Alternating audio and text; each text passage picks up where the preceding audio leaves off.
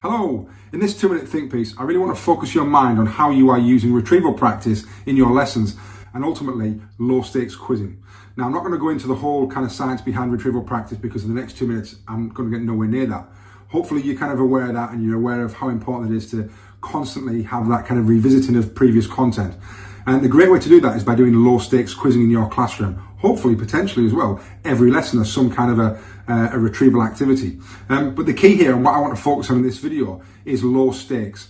We've got to make sure it's low stakes because actually students get, and adults, we all get kind of, caught up in the kind of fear of not wanting to do, or not doing very well on a test or an exam.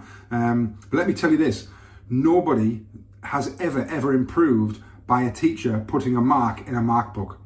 So what I'm trying to say is the marks for low stakes quizzing are irrelevant. The secret of retrieval practice is that every time we do some retrieval, it helps to strengthen the memory itself. So the learning is actually in the act of retrieving. It's not in putting the grades in a grade book. So make it really low stakes and also call it a quiz. That's why it's called low stakes quizzing. Think about us as adults. How many of us go to the pub and do pub quizzes? Lots of us probably quite like the idea of a pub quiz.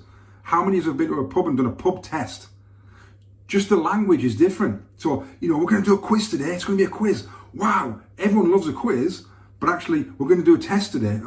Straight away, test falls in the same sentence as kind of doctors, dentists, those type of things that people just don't like and that it kind of gives them a negative feel straight away. So make it low stakes, make it kind of, part of your normal lesson. It might be that it's a starter activity where you get them in and you do some kind of like a super six where you've got 2 questions from the last lesson, 2 questions from the last unit, 2 questions from the last month, adding that cumulative testing all the way and calling it a quiz, making it really low stakes, forgetting ultimately we don't need to create, a logbook of all those things. It's the retrieval that makes the difference here.